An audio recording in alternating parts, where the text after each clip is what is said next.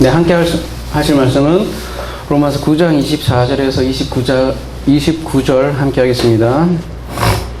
로마서 9장 24절에서 29절 남은 자가 그곳에서라는 제목으로 함께 말씀을 나누고자 합니다. 이 그릇은 우리니 곧 유대인에서 뿐만 아니라 이방인 중에서도 부르신 자니라. 호세아 그래도 이르기를 내가 내 백성 아닌 자를 내 백성이라 사랑하지 아니한 자를 사랑한 자라 부르리라. 너희는 내 백성이 아니라 한 그곳에서 그들이 살아계신 하나님의 아들이라 일컬음을 받으리라 함과 같으니라. 또 이사야가 이스라엘에 관하여 외치되 이스라엘 자손들의 수가 비록 바다의 모래 같을지라도 남은 자만 구원을 받으리니 주께서 땅 위에서 그 말씀을 이루고 속히 시행하리라 하셨느니라. 또한 이사야가 미리 말한 바 만일 만군의 주께서 우리에게 씨를 남겨두지 아니하셨더라면 우리가 소돔과 같이 되고 고모라와 같았으리로다 함과 같으니라. 여기까지 함께 하겠습니다. 24절 다시 한번 읽어드릴게요. 이 그릇은 우리니 곧 유대인 중에서 뿐만 아니라 이방인 중에서도 부르신 자니라. 이 그릇은 우리입니다. 무슨 얘기? 앞에서 우리가 그릇에 대해서 살펴봤죠. 긍휼의 그릇에 대해서 우리가 살펴봤는데요. 이 긍휼의 그릇이 우리라는 그런 말이죠. 우리 지난 시간에 함께 했던 말씀이 뭐예요? 토기장이 비유였네, 그죠? 그래서 토기장의 비유를 통해서 하나님의 주권에 대해서 우리가 살펴본 바 있습니다. 그러니까 토기장이가 수치의 그릇, 그죠? 원어상으로는 수치의 그릇을 만들 수도 있고 또 종기의 그릇을 만들 수도 있다. 그리고 그 종기의 그릇을 영광의 그릇이다 이렇게 표현도 하고요. 그 영광의 그릇을 긍휼의 그릇이다 이렇게 표현하기도 하고요. 그래서 그 긍휼의 그릇에 대해서 오래 참으심과 간용, 그러니까 하나님의 사랑의 그 결과가 긍휼의 그릇이다 이런 내용을 함께 살펴보았죠. 그런 내용을 잘 보여주는 것이 출애굽기 금송아지 사건 이후에 두 번째 돌판으로 주어지는 그런 내용이라고 했죠. 그래서 그 두 번째 돌판과 함께 하나님의 이름에 대해서 우리에게 알려준 것이 긍휼을 베풀 자에게 긍휼을 베푼다 그런 말씀을 하겠죠. 그래서 진노의 그릇을 깨어버려도 사실 할 말이 없지만 그것이 아니라 긍휼을 베풀어서 영광의 풍성함을 우리에게 알려준다. 그런 내용을 우리가 함께 살펴보았죠. 그래서 하나님은 우리를 부르셨다라는 표현을 하고 있네요. 유대인 중에서 뿐만 아니라 이방인 중에서도 부르신 자라. 이 부르신다 칼레오인데요. 우리가 에클레시아죠. 교회가 이 칼레오부터 나온 말이죠. 그죠? 에클레시아 어디로부터 나온 자들이죠. 잘 들려요?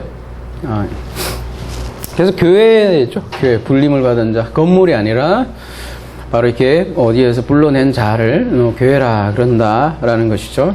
그러니까 이 진노의 그릇, 수치의 그릇을 영광의 그릇, 긍휼의 그릇으로 교회로 그러니까 부르신 이가 바로 하나님이다 이렇게 얘기를 하는 거죠.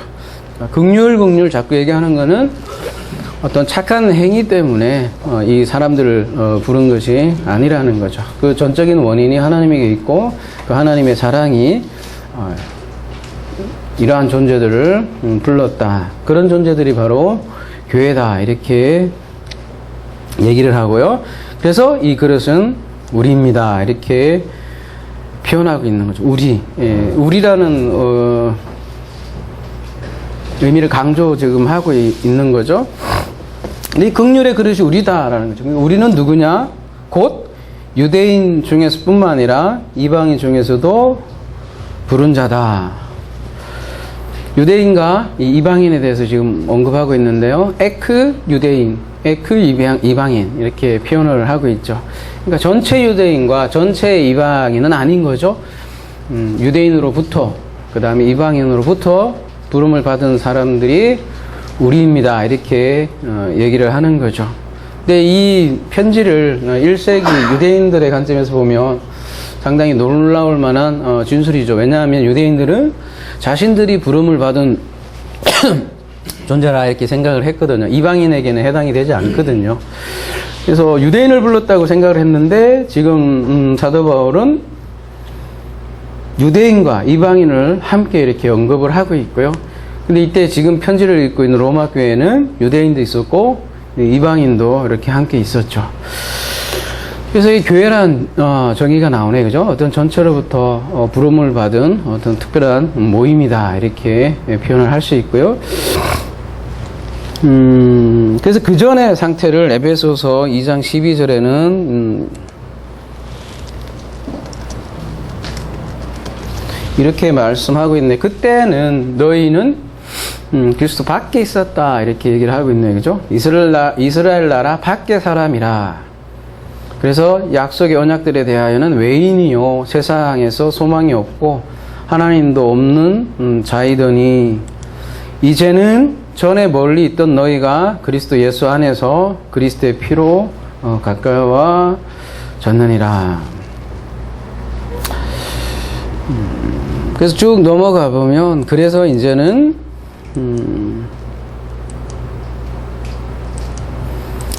이제부터는 너희는 외인도 아니요 나그네도 아니요 오직 성도들과 동일한 시민이요 하나님의 권속이라. 이렇게 에베소서 2장 19절에서 이렇게 얘기하고 있죠. 그러니까 전에는 어떤 상태였는가. 그래서 이어져는 25절 말씀이 그렇다는 거죠. 호세아의 그래도 이르기를 내가 내 백성 아닌 자를 내 백성이라 사랑하지 아니한 자를 사랑한 자라 부르리라. 이렇게 호세아서 말씀에 인용한 거죠. 호세아서 어디죠? 2장 23절에서 인용한 건데, 그죠? 내가 나를 위하여 그를 이 땅에 심고 긍휼히 여김을 받지 못하였던 자를 긍휼히 여기며 내 백성 아니었던 자에게 향하여 이르기를 너는 내 백성이라 하리니 그들은 이르기를 주는 내 하나님이시니라 하니라 하시니라. 호세아서 보면 이 고멜이라는 여자가 나오죠. 고멜이라는 여자를 그런 부르는 내용이 호세아서죠. 이 고멜이 누구냐? 이게 창녀로 소개되기도 하고 이게 음녀다 이렇게 소개되기도 하죠.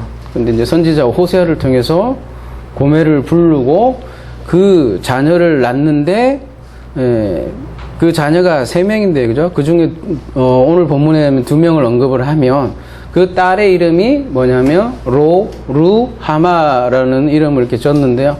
로라는 거는 이렇게 부정이고, 그죠? 뒤에 이제 라함이 긍휼인데 로루하마 이러면 뭐예요? 긍휼이 여기지 않는다. 긍휼이 여기지 않음이란 뜻이죠. 그러니까 남자한테 사랑을 받지 못하는 여자란 뜻이죠. 자기 자식에게 이런 이름을 짓는 거죠. 그리고 또 아들을 하나 낳는데 그 아들 이름은 로암미 이렇게. 암은 백성이잖아요, 그죠? 그러다가 로가 붙어갖고 백성이 아니다. 이렇게 왜 이렇게 아들 딸들 이름을 이렇게 험악하게 짓죠? 바로 그 이스라엘에 메시지를 전하려고 일부러 그 이름을 그렇게 지었다는 거죠. 바로 이스라엘의 그 상태를 표현하는 이름이 바로 로루하마하고 로암미였죠. 근데 그런 자를 하나님이 부른다라는 내용이 호세아서라는 거죠. 그래서 그 로루하마나 로암미나 다 이스라엘의 나중에 이제 회복을 그리는 그런 내용이 호세아서라는 거죠. 그런 호세아를 빌려서 사도 바울이 이제 적용을 하는 거죠. 어디에다 적용하냐면 이 당시 이 글을 읽는 독자들, 즉 그 로마 교회죠. 로마 교회에는 누가 있었냐면 유대인도 있었고 이방인도 있었다는 거죠. 근데 이 유대인과 이방인 모두가 말하자면 어떤 사람들이라는 거죠? 고멜과도 같은데 그 고멜 같은 고멜과도 같은 사람을 어떻게 했다는 거예요? 불렀다라는 거죠. 호세아서에 보면 아까 불렀다라는 말이 없는데, 그죠? 이렇게 쭉 보면 그냥 이르다 이런 표현만 있는데, 로마서에서 보면 부르다라는 표현을 의도적으로 사도 바울은 하고 있는데, 앞에서 유대인 중에서뿐만 아니라 이방인 중에서도 칼레오 한 자라, 부른 자다 이런 표현을 했기 때문에 24절하고 연결해서 말하고 싶은 게 있어서 이렇게 부르다라는 표현을 더 했겠죠. 그래서 우리는 어떤 사람이냐, 유대인으로부터 그리고 또 이방인으로부터 부름을 받은 존재입니다. 이렇게 얘기를 하고 있네요. 그리고 26절, 너희는 내 백성이 아니라 한 그곳에서 그들이 살아계신 하나님의 아들이라 일컬음을 받으리라 한가 같으니라. 내 백성이 아니라 한 그곳에서, 제가 이게 그곳이라는 걸 제가 강조해서 좀 읽는데요. 어떤 장소를 얘기하는 거 아니겠어요? 그곳이 어디를 얘기하는 거죠? 내 백성이라, 내 백성이 아니라 한 그곳에서. 호세아서 가볼게요. 1장 10절. 그러나 이스라엘 자손수가 바닥의 모래같이 되어서 헤아릴 수도 없고 셀 수도 없을 것이며 전에 그들이 이르기를 너희는 내 백성이 아니라 한 그곳에서 그들에게 이르기를 너희는 살아계신 하나님의 아들이라 할 것이라. 여기에서 또 인용한 부분이 있네요. 그러면 이곳은 어디예요? 호세아서니까요. 이스라엘이 어디로 나중에 끌려가요? 바벨론으로 끌려가죠. 그죠? 포로로 끌려가는 거죠. 포로로, 끌려간 유배지죠. 그러니까 포로된 유대인들에게, 바벨론에서 말하자면 그곳에서 그들을 다시 부를 것이다. 그 말이죠. 바벨론이 어떤 땅에 포로된 땅이고, 이스라엘이 흩어진 땅이고, 나중에 유대인들이 보면 사방으로 이렇게 흩어지잖아요, 그죠? 그리고 또 그런 흩어진 그들을 다시 부른다, 그 내용이죠. 포로된 그들을 이 유대인이나 이방인이나 우리가 교회라는 존재를 볼 때 다 흩어진 존재고 포로된 존재고 압제된 존재인데 바로 그곳에서 하나님의 아들이라 부를 것이다, 이렇게 얘기를 하는 거잖아요. 말하자면 바벨론이 그곳이고 또 애굽이라는 그곳에서 또 소돔과 고모라 그곳에서 누구를 부르냐? 바로 교회를 부른다는 거죠. 그런 존재들이 바로 교회라는 거죠. 더 확대해서 넓혀서 얘기하면 바벨론, 애굽 다 지옥을 상징하는 그런 것이 있죠. 지옥에서 불러낸다는 거죠. 지옥에서 불러내서 하나님 나라에 살게 한다는 내용이죠. 그런 존재들을 하나님의 아들이다, 이렇게 얘기를 하는 거죠. 그러니까 전에는 애국인이었고 이방인이었고 그런 존재들인데 이제 하나님의 아들이다, 이렇게 부름을 받을 것이라는 거죠. 근데 그게 어디에서? 내 백성이 아니라 한 그곳에서, 바로 그 지옥에서 건져낸 존재들이 하나님의 아들이라 불린다, 이렇게 얘기하는 거죠. 다른 데가 아니라 지옥의 상태, 그곳에서 교회를 불러낸다는 거죠. 그러니까 지옥이란 그곳에서 우리를 불러내니까, 그러니까 우리가 왜 천국 간다, 지옥 간다 이런 얘기를 많이 하잖아요. 그래서 엄격히 말하면 좀 잘못된 말이죠. 우리를 지옥에서 건져낸다는 표현이 맞는 표현이고, 그죠? 우리를 지옥에서 건져내서 천국을 살게 한다. 그래서 하나님 나라는 오는 것이다. 계속 그렇게 얘기를 많이 드렸죠. 그래서 그 천국은 그래서 우리가 지금 경험을 해야 되는 거고 경험을 하는 것이죠. 그러니까 이거 지옥으로부터 우리를 건져냈기 때문에 어떻게 했어요? 그러한 사람들은 굉장히 말하자면 휴 다행이다 이런 말도 할 수 있고 또 감사가 넘친다는 거죠. 그래서 구원의 참지식에는 그래서 경외라는 게 있고 참 감사가 있고 또 참 찬양이 그래서 흘러 넘치는 거죠. 그래서 27절에 또 이사야가 이스라엘에 관하여 외치되 이스라엘 자손들의 수가 비록 바다의 모래 같을지라도 남은 자만 구원을 받으리니. 우리가 지금 9장 초반서부터 계속 이어져 온 내용인데요, 사실은.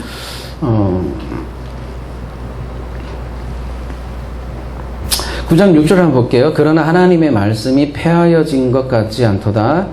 이스라엘에게서 난 그들이 다 이스라엘이 아니요. 벌써 이때 이런 얘기를 펼쳐나갔었어요. 그죠? 하나님의 말씀, 즉, 그 이스라엘에게 주신 하나님의 약속을 얘기하죠. 그죠? 이 약속이, 실패했는가? 이런 질문을 할 수 있겠죠. 유대인들이 안 믿었으니까 그리스도를 많이, 그죠? 그러니까 아니다. 실패한 것이 아니다. 그러니까 이스라엘 전체가 다 이스라엘이라는 것이 아니다. 말하자면 육신적인 이스라엘이 아니고 누가 참 이스라엘이냐 이렇게 얘기하는 거죠. 그죠? 어떤 사람들이 참 이스라엘이라는 거예요? 혈통적 후손이라고 다 이스라엘 후손이 아니다. 그래서 뒤에 이제 씨 얘기가 나오고, 그죠? 그러니까 우리도 뭐 모태신앙 그런 얘기 많이 하잖아요. 그죠? 아버지가 뭐 장로고 어머님이 권사다. 그렇다고 다, 믿는 이들이 아니다. 그렇게 얘기하는 것과 또 같죠.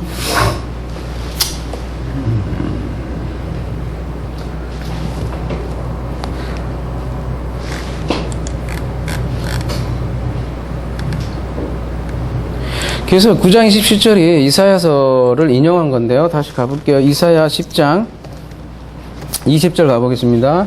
그날에 이스라엘의 남은 자와 야곱 족속의 피난한 자들이 다시는 자기를 친자를 의지하지 아니하고 이스라엘의 거룩하시니 여호와를 진실하게 의지하리니. 남은 자, 곧 야곱의 남은 자가 능하신 하나님께로 돌아올 것이라. 이스라엘이여 내 백성이 바다의 모래 같을지라도 남은 자만 돌아오리니 넘치는 공의로 파멸이 작정되었습니다. 이사야 10장이 무슨 얘기를 하는 거예요? 남자가 돌아온다 이렇게 얘기하는데,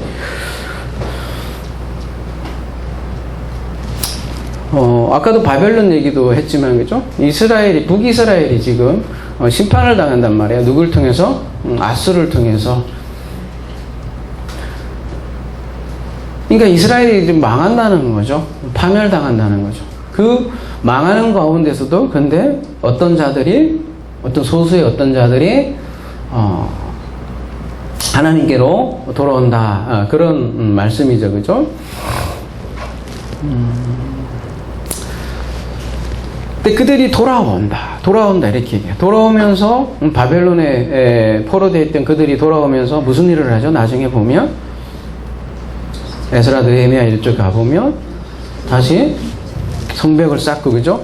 황폐한 땅에 다시 성전을 세우고 예루살렘 성을 다시 건설하는 장면이 성경의 저 뒷부분에 이렇게 나오는 거죠. 성전을 다시 짓는 일부의 무리에 대해서 이렇게 나오는 거죠.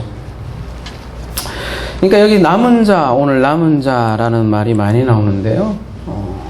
그러니까 민족적 이스라엘 전체가 아니라 진정한 영적 이스라엘의 일부 남은 자들에 대해서 얘기를 하는 거죠. 근데 이 남은 자를 언급할 때는 항상 먼저 언급하는 것이 있단 말이죠. 뭐가 먼저 얘기했어요? 심판 얘기가 먼저 나온다는 거예요. 멸망 얘기가 먼저 나오고 심판 가운데에서도 일부를 살린다. 그 얘기가 이 남은 자 얘기죠. 사실 소돔과 고모라도 멸하죠. 그럼에도 불구하고 그 소돔과 고모라에서 누구를 꺼집어내냐면 롯이라는 사람을 이렇게 끄집어내죠. 그 다음에 창세기 앞에 보면 바벨탑 사건이 막 나오죠. 바벨탑을 막 흩어버려요. 그런데 그 중에서 한 사람을 부르는 장면이 창세기 12장이 나오죠. 누구를 불러요? 아브라함을 부르죠. 그래서 이 구원은 항상 심판이 먼저 오고 심판을 전제로 한다는 거죠. 그래서 구원이라는 것은 심판으로부터 구원이고, 아까 이제 지옥, 천국 얘기했지만, 천국은 지옥으로부터 천국이죠. 그러니까 지옥 없는 천국이 없다는 거죠. 먼저 전제가 심판이 먼저고, 전제가 먼저 지옥이 먼저라는 거죠. 그래서 주께서 땅 위에서 그 말씀을 이루고 속히 시행하리라 하셨느니라.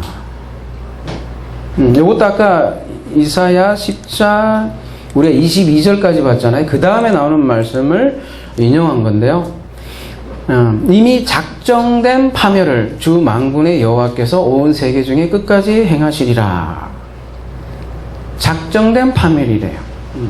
그거를 로마서 9장 28절에는 속히 시행하리라. 그 말씀을 이루고 이렇게 번역을 했는데요. 이걸 한번 가볼게요. 두 가지 단어를 쓰고 있는데요. 하나는 쉼텔레오. 텔레오는 어디 뭐 마무리하다, 성취하다 뜻이죠, 그죠? 그 앞에 쉼이 되어 있고, 그 다음에 신텐노라는 이렇게 단어를 쓰고 있는데, 여기는 끝낸다, 필한다 이렇게 번역이 되어 있는데요.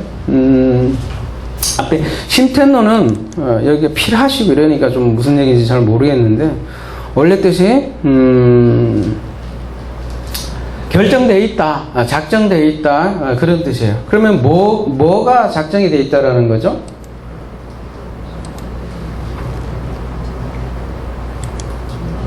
그죠? 주께서 땅에서 그 말씀을 이루고 속히 시행하려. 그러니까 뭐가 시행되는지 잘 모르잖아요. 예, 요 말씀 자체를 보면, 그죠? 다시, 그래서 이사야 가보면 뭐래요? 이미 작정된 파멸이래요. 이 작정을 쉼텐노로 헬라어로는 이렇게 번역을 한 거죠. 그럼 뭐가 작정되고 뭐가 결정됐다는 거예요? 파멸이요. 그러니까 그 파멸이라는 건 뭐예요, 그러면? 이스라엘이 망하겠다는 게, 망한다는 거잖아요. 아수르에 의해서 이스라엘이 망하겠다는 게 작정이에요. 그죠? 그리고, 완전히 마무리된다, 성취한다. 이건 뭘 성취한다는 얘기겠어요, 그죠? 쉰텔로는? 이스라엘이 망하고, 이스라엘이 멸망시킬 거야. 근데, 그걸 통해서 쉼텔로, 성취할 거다. 뭘 성취한다는 거예요?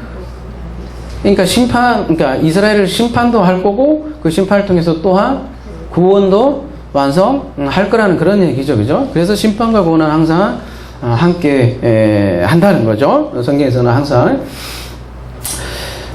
그거를 이렇게 번역을 한 거고, 그런 의미인데요. 이사야서 가보면 다름이 아니라 이스라엘의 멸망에 대한 하나님의 작정, 계획을 그렇게 얘기를 한 거죠. 근데 그 멸망이 멸망으로 끝나는 게 아니라 그 멸망 가운데서도 일부 남은 자를 하나님께서 또 불러내시더라. 그 얘기죠. 그래서 이사야서 같은 맥락으로 14장 24절 말씀 보면요. 만군의 여호와께서 맹세하여 이르시되 내가 생각하는 것이 반드시 되며 내가 경외한 것을 반드시 이루시리라. 이렇게 얘기하죠. 이거 어디서 많이 듣던 말씀이죠. 어디에서 많이 보는 말씀이에요? 여러분 사무실에 가보면 이런 말씀 많이 안 봐요? 보이죠? 응? 경영하는 사람들, 사업하시는 분들 사무실에 가보면 내가 경영한 것을 반드시 이루리라. 이사야 14장 24절 이렇게 돼 있지 않아요? 저만 봤나요? 경영이니까 비즈니스 이렇게 생각하잖아요. 그죠? 그러니까 이제 비즈니스 하시는 분이 나의 경영을 반드시 이루리라. 이사야 14장 24절 이렇게 그죠? 팻말을 이렇게 붙여넣죠. 근데 이 비즈니스 경영이라는 게 뭘까요? 여기서 말하는 경영이? 그러니까 아무 말씀 좀 좋아 보인다 그렇게 딱 붙여버리면 망해요. 뭐가 망하냐면 그 다음 바로 가보세요. 가보면 경영한다는 게 다른 게 아니라 내가 아수르를 나의 땅에서 파하며 나의 산에서 그것을 짓밟으리니 이런 내용이 나오잖아요. 그러니까 경영한다는 게 결국 뭐 어쨌다는 얘기겠어요? 뭐 그렇죠. 그죠? 그러니까 우리 21세기에 얘기하는 기업의 경영 그런 거를 얘기한다는 게 아니라 지금 이사야 14장에서는 심판을 얘기하는 거잖아요. 그죠? 그러고 보면요, 성경에서 보면 파멸, 심판이 훨씬 넓어요, 여러분. 항상 보면 심판이 훨씬 넓어요. 구원이라는 건 그 넓은 심판, 파멸 가운데서 상당히 적은 일부 무리를 건져내는 것을 얘기해요. 그러니까 훨씬 넓고 크다고요, 우리 심판이. 그러니까 심판에 굉장히 그러니까 어두움을 배경으로 하고 있죠, 심판이. 그렇기 때문에 구원이 돋보이는 거고요. 그리고 진노가 있기 때문에 긍휼이 돋보이는 거고요. 수치가 있기 때문에 영광이 돋보이는 거죠. 항상 성경은 그렇게 얘기한다는 거죠. 그래서 다시 말씀드리지만 지옥에서 건져 내는 것이잖아요. 지옥에서 천국으로 만드는 것이고요. 그러니까 지옥을 경험을 했기 때문에 그 천국이 얼마나 소중한지를, 얼마나 값진가를 안다는 거죠. 그래서 성경에 초도부터 지옥이 나온다고 그랬어요. 그죠? 창세기 1장 2절부터 사실 지옥이라는 단어가 나와요. 어떤 단어로? 깊음 위에 이러잖아요. 혼돈과 공허와 어둠이 깊음 위에 있다. 그 깊음이 저기 뒤에 계시록 가면 아비소스라는 단어가 나와요. 그죠? 무적행, 우라는 단어로 나온다는 거죠. 그냥 땅이 어둡고 혼란스러운 것부터 출발을 하더라는 거예요. 성경에서는. 물론 창세기 1장 1절은 이제 전체 타이틀이라고 할 수 있죠. 하나님이 천지를 창조하니라 타이틀이 있지만 그 다음에 출발은 어디서부터 하냐면 땅으로부터 출발을 하는데 그 땅의 상태가 바로 무적행이더라. 다른 말로 하면 계시록의 언어로 하면 원어로도 그렇고 아비스도 그렇죠. 출발이에요. 지옥으로부터 나오는 게 천국이라고 그러고. 그래서 여러분 말씀 잘 하셔야 돼요. 뭐 죽어서 천국 간다, 지옥 간다 이런 말씀 많이 하잖아요. 그죠? 성경적인 언어는 그게 아니라고요. 지옥으로부터 하나님이 우리에게 와서 하나님의 킹덤이 오는 거라고. 오는 거. 지옥의 천국이 임하느라는 거죠. 그러니까 천국은 지금 그래서 경험이 지금 되어야 된다는 거죠. 이거를 남은 자의 구원이다 이렇게 표현하는 거고요. 오늘 이 남은 자에 대해서 우리가 말씀을 함께 나누는데 이 맥락이 뭐예요? 그러면 이 남은 자라는 맥락이 뭐겠어요? 가만히 보면 계속 드리는 말씀이지만 그 인간에 대해서 지금 얘기를 하고 있는데 인간은 긍휼 받지 못할 자였고 사랑받지 못할 자였다. 앞에는 의인 없나니 하나도 없다. 계속 이렇게 얘기하는 거 보면 그죠? 인간은 뭔가 신실하지 못하다는 거예요. 그래서 다 하나님이 파멸을 해서 전체가 다 파멸해도 할 말이 없는데 이게 무슨 이유인지 일부가 긍휼을 받더라는 거예요. 그죠? 그러니까 이 남은 자라는 이 뭐라고 해야 되나요? 이 말씀은 인간의 불성실함을 오히려 고발하는 그런 말씀이라는 거죠. 그러니까 백성들은 신실하지 않다라는 거죠. 그거를 로암이라고 얘기하는 거고 이 백성들은 날마다 하는 짓이 우상숭배만 하더라. 그게 로루아마, 창녀, 음료로 이렇게 얘기하지만 우상숭배, 하나님을 떠난 백성들을 이렇게 얘기하는 거잖아요. 그죠? 전체가 다 그렇더라는 거예요. 근데 그 가운데에서 하나님의 긍휼이 펼쳐지고 하나님의 사랑이 주어지더라. 그 얘기를 하는 거죠. 그게 남은 자 이렇게 표현하고 29절에는 그래서 또한 이사야가 미리 말한 바 만일 만군의 주께서 우리에게 씨를 남겨두지 아니하셨더라면 우리가 소돔과 같이 되고 고모라 같았으리로다 한과 같으니라. 이사야 1장 9절을 인용한 말씀인데요. 한번 가볼게요. 만군의 여호와께서 우리를 위하여 생존자로 번역이 되어 있네요. 그죠? 조금 남겨두지 아니하셨다면 우리가 소돔과 같고 고모라 같아요. 생존자라는 게 뭘까요? 그죠?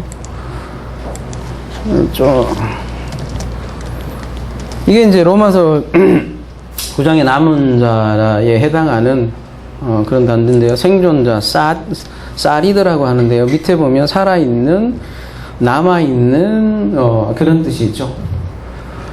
그래서 요엘서 가볼게요. 똑같은 단어를 쓰고 있는 요엘서 2장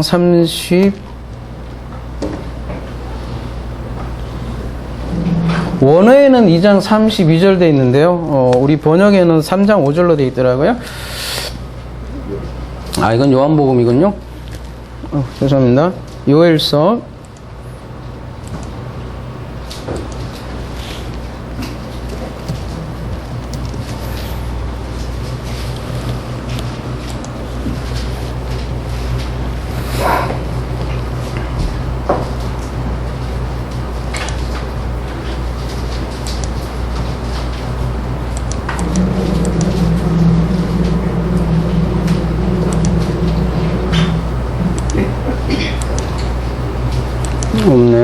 요엘서 2장 32절 가볼까요, 그러면?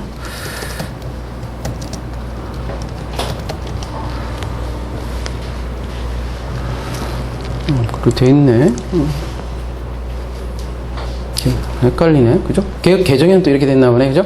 자, 볼게요. 누구든지 여호와의 이름을 부르는 자는 구원을 얻으리니 이는 나 여호와의 말대로 시온산과 예루살렘에서 피할 자가 있을 것이며 남은 자 중에 나 여호와의 부름을 받을 자가 있을 것입니다. 이게 쌀이던데요.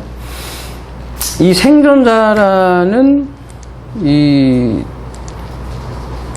표현을 로마서에서는 바꿔서 이제 시라고 이렇게 또 하고 있네. 그러니까 시라는 게 남은 자이기도 한 거네, 그죠? 남은 자를 사도 바울은 지금 이제 시로 바꿔서 표현을 하고 있어요. 왜요?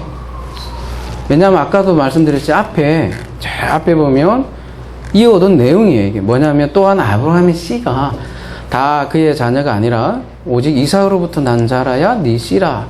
이게 앞에서 씨에 대해서 얘기를 했으니까 이제 그 연결해서 마무리하려고 이 씨라는 단어를 의도적으로 이렇게 쓰고 있는데요. 오직 약속의 자녀가 씨로 여김을 받는다 이렇게 얘기를 하고 있어요, 그죠? 그러니까 약속의 자녀가 말하자면 이 뒤에 표현으로 하면 뭐예요? 그게 남은 자죠, 그죠? 남은 자라는 게 누구냐 했을 때 그들이 바로 약속의 자녀다 이렇게 표현을 할 수도 있는 거죠, 그죠?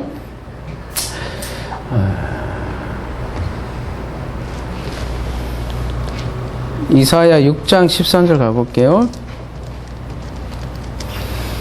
그 중에 10분의 1이 아직 남아 있을지라도 이것도 황폐하게 될 것이나 밤나무와 상수리나무가 배임을 당하여도 그 그루터기는 남아 있는 것 같이 거룩한 씨가 이 땅에 그루터기니라 하시더라. 나무가 이렇게 막 베어져요. 보면 싹 다 베어져서 죽을 것 같은데, 그죠? 밑에 이 그루터기가 남아 있는데 여기로부터 다시 생명이 움텄고 이 나무가 다시 자라 나간다는 거죠. 그걸 비유로 해서 이스라엘도 다 망할 건데 그 중에 10의 1일이 남아 있어서 그들이 다시 자라갈 것이다. 그런 얘기 하는 거죠. 그러니까 이사야 6장에 이것도 말하자면 남은 자에 대한 개념을 이렇게 얘기를 하는 거죠. 그러니까 아수르를 통해서 그리고 바벨론을 통해서 유다와 이스라엘이 다 망하지만 그 가운데서도 이 남은 자들이 있을 것이다 라는 거죠. 그러니까 소돔과 고모라와 같이 되리라 이렇게 얘기했지만 소돔과 고모라조차도 사실은 멸망을 시키지만 그 가운데서도 롯이라는 인물을 건져내오죠.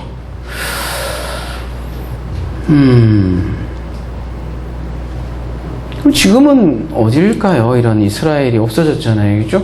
이스라엘도 망했고, 망했는데 다른 나라가 또 등장을 했죠, 그죠? 계시록 가볼게요. 계시록 11장에 보면 어떤 성이 나와요, 그죠? 그들의 시체가 큰 성의 길에 있는데 그 성은 영적으로 하면 소돔이라고 하고 애굽이라고 하는데 곧 그들의 주께서 십자가에 못 박히신 곳이라. 이 소돔이라고도 하고 애굽이라고도 하는 이 성은 어디일까요, 여러분?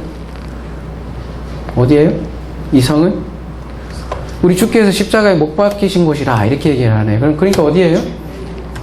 예루살렘이네, 그죠? 여기 아주 중요한 시사점이 있잖아요. 예루살렘 성이 어디 뭐래요? 지금은 소돔과 애굽이 됐다 이 얘기잖아요. 이게 무슨 얘기예요, 그러면? 이게 11장이면 두 증인에 대해서 나온 거잖아요. 두 증인이 굉장히 박해를 당하고 나중에 죽음을 당하잖아요. 근데 그곳이 어디라는 얘기예요? 예루살렘 성이라는 거죠. 근데 이 예루살렘 성이 말하자면 참 성전이 아니라 거짓 성전이 된 예루살렘을 얘기하는 거잖아요. 지금도 어디 순교 이러면 어디 말하자면 기독교 국가가 아닌 어찌 다른 밖에 국가 가서 거기서 칼 맞고 죽는 것을 순교라고 많이 생각을 하잖아요. 근데 이 계시록에서 지적하는 거는 꼭 예수를 믿지 않는 저 밖에 나라가 말하자면 애국과 소돔이 아니라 어디란 얘기예요? 예루살렘 성이 거기서 예수께서 오히려 죽음을 당했다는 거잖아요. 그 얘기는 저쪽 이슬람 이쪽에 가서 죽는 것만 많이 생각을 하는데 그것만이 있는 게 아니다. 진짜 사실은 박해가 일어나는 곳이 어디라는 얘기예요? 예루살렘 성이라는 얘기예요. 그렇죠?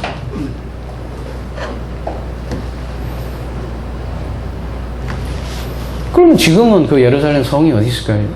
뭐 우리가 다 이스라엘 가는 것도 아닐 테고, 그죠? 그 선지자들을 죽이는 예루살렘아 선지자들을 죽이고 내게 파상자들을 돌로 치는 자여, 이렇게 얘기하잖아요, 그죠? 그러한 예루살렘 성이 지금은 어디 있냐는 거죠, 그죠? 오늘 이 남은 자에 대해서 얘기를 하고 있어요, 그죠? 이 소수죠, 어떻게 보면. 근데 이 늘 소수가 어떤 다수의 어떤 종교적인 형태를 가지고 있는, 말하자면 예루살렘 성의 형태를 가지고 있는 누군가에 의해서 계속 죽어나간다는 거죠. 그게 우리가 보는 역사이고, 역사가 그렇게 돌아가고 있고요, 그죠? 타락한 종교라고 얘기할 수 있겠죠. 타락한 유대주의고, 타락한 종교, 그곳에서 참 소수의 증인들이 죽어나가더라. 그 얘기가 계시록 11장 8절이잖아요, 그죠?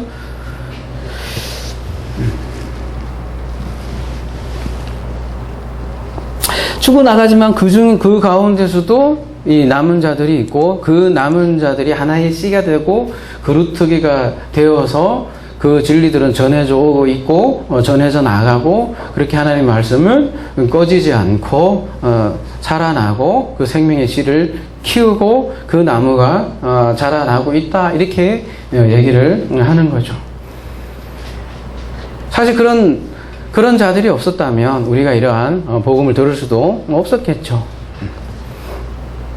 사실 그래서 성경에 이 남은 자, 오늘 주제가 남은 자지만 굉장히 내용이 많은, 성경이 대부분이 이런 내용으로 가득 차 있는데요. 볼까요? 아까 창세기 1장부터 시작한다면 지옥으로부터 출발을 한다고 그랬죠. 거기로부터 출발을 해봅시다. 그 다음에 2장 넘어가면 누가 나와요?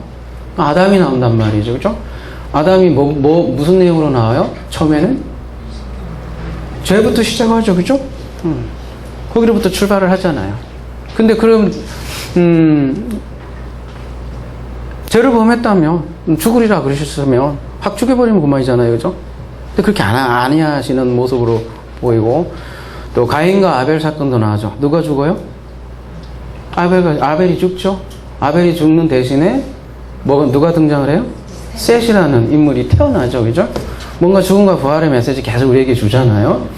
그게 전부 다 남은 자하고도 관련된 내용이라는 거죠. 그 다음에 누가 나와요? 노아 나오죠. 그러면 인류가 전체 다 싸그리 진멸돼도 마땅할 텐데, 그렇지 않더라는 거죠, 그죠? 누구를 남겨요? 노아를 남긴다는 거죠. 바벨탑도 아까 얘기했지만 바벨탑을 흩으셔요. 근데 누구를 남겨요? 아브라함을 그 바벨 우르에서 불러낸단 말이죠. 소돔과 고모라 아까 얘기했고요, 그죠? 또 애국도 심판 내용이 나오잖아요, 그죠? 애국을 심판하면서 누구를 건져내요? 이스라엘을 건져내죠, 그죠? 그리고 가나안 땅을 진멸하러 들어가는데 다 망하죠. 근데 거기에서 누가 안 망하고 하나가 살아나요? 그것도 창녀예요, 그죠? 누구요? 라합이 그래서 소개되는 거죠, 그죠? 그리고 또 이어지는 것이 이제 이스라엘이 포로가 되는데 거기에서 남은 자가 이렇게 돌아오는 내용들. 가만히 성경 보면 전체가 다 남은 자들에 관한 내용이라고 할 수도 있겠죠. 여러분, 이사야의 아들 중에 하나가 재밌는 이름이 하나 있어요. 퀴즈로 낼까요? 스알야숲. 이름도 이상하죠? 스알야숲. 무슨 뜻일까요? 스알야숲.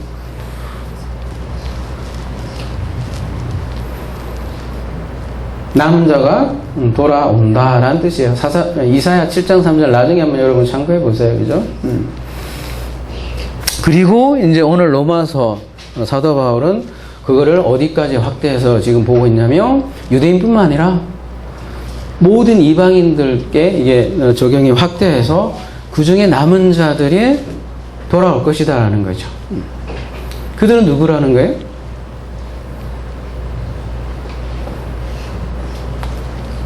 응?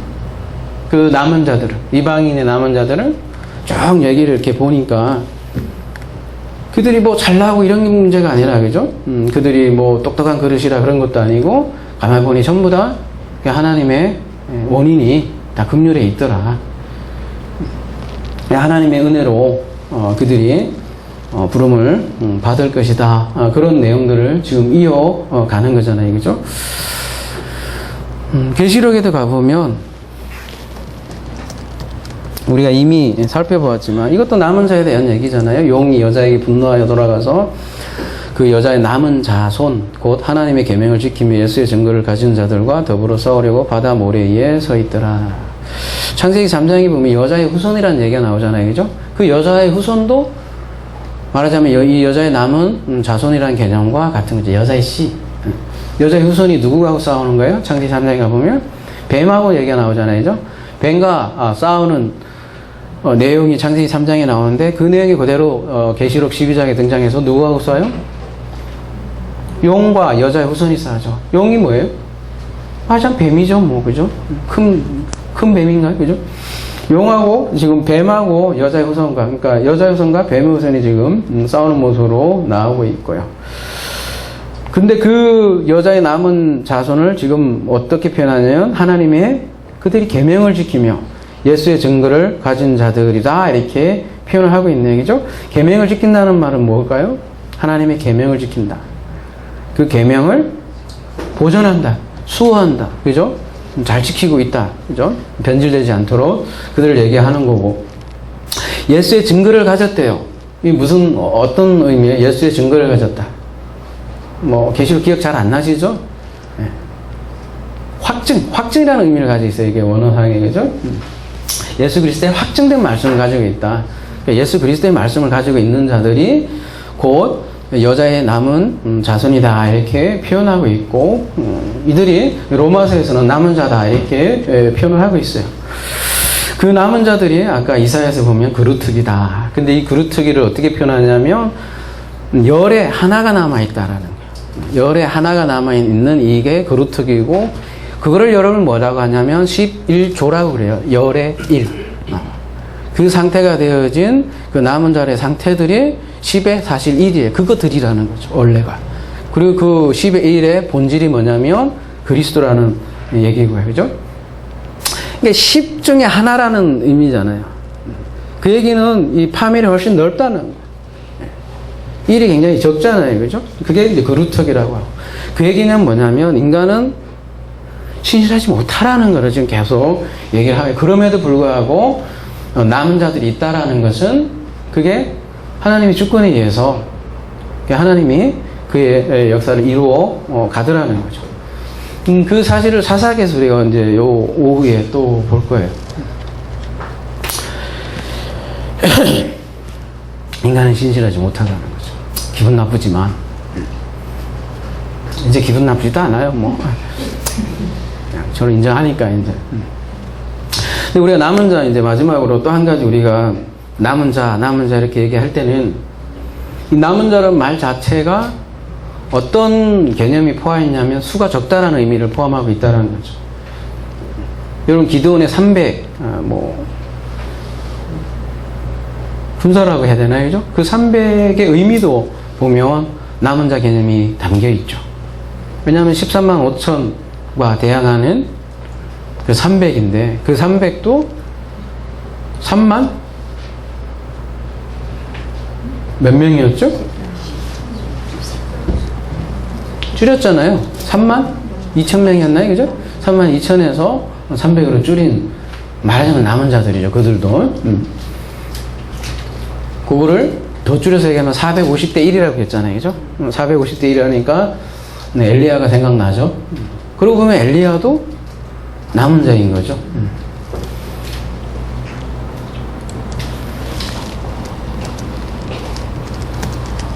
그런 면으로 보면 마태복음 7장 13절도 그 내용과 똑같은 거죠. 좁은 문으로 들어가라.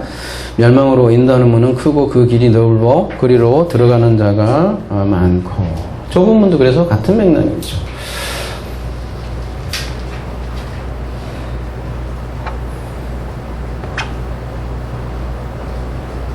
이거 많은 여러분 질문이 생길 거예요. 왜 이렇게 뭘 하게 되나요? 이런 말씀을 보면 너무 많은 것 같지 않아요? 그죠?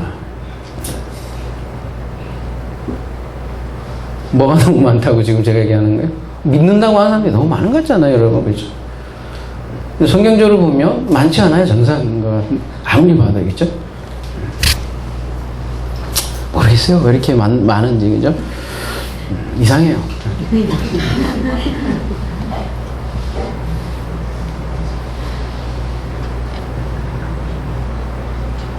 분명히 하나님은 모든 자들을 모든 자들 이렇게 보는 그 개체로서요, 그죠? 모든 자를 구원하지 않는다는 건 분명하잖아요, 그죠? 왜 그럴까요, 근데? 그죠? 다 구원해 주시면 얼마나 좋아요, 그죠? 어차피 인간은 신실하지 못하다며요. 그럴 바에 그냥 싹 다. 그런 질문 여러분 많이 하지 않으세요, 그죠? 그러면 어떻게 될까요, 여러분? 이 소수라는 의미, 적다라는 의미를 거꾸로 생각을 해보면, 여러분 만약에 보석이요, 지천에 깔려있으면, 그죠? 지나가는 돌이 다 다이아몬드야, 막. 그러면 어떻게 돼요? 뭐 넘어지면 뭐 머리 깨지고, 뭐, 단단하니까. 그런 문제가 아니라 전부 다 다이아몬드라면, 그게 다이아몬드겠어요? 그러면 다이아몬드가 다이아몬드의 이유는 뭐예요? 귀하잖아요. 그 희소성이라는 가치가 있잖아요. 그죠? 굉장히 비싸잖아요. 그죠? 하나님께서 그릇도 이런 그릇 있고 저런 그릇 있는데 결국은 귀한 그릇을 만들기 위한 그의 과정이잖아요. 그러니까 하나님이 뭐 만들어내는 거는 걸작품 중에 걸작품이 굉장히 비싼 거라는 거죠. 그 비싸기 때문에 사실 굉장히 소수일 수밖에 없고요. 소수이기 때문에 또 내가 지옥으로부터 나왔기 때문에 뭐가 있겠어요? 귀하게 여길 뿐만 아니라 뭐가 있겠냐고요. 그런 존재들이. 아니 전부 다 다이아몬드라면 누가 감사가 있고 그렇지 않겠냐는 거죠. 그죠? 모든 사람들을 말하자면 구원한다면 감사 찬양이 시들어지는 게 아니라 없어지겠죠. 아예 없겠죠. 그러니까 다이아몬드가 아니라 그건 똥값이 되는 거죠. 그죠? 전부가 다이아몬드인데 뭐 그게 보석일 수가 있겠냐는 거죠. 그래서 남은 자는 아무리 봐도 적어요, 여러분. 적어요. 그 비율을 계속해서 보여줘요. 그죠?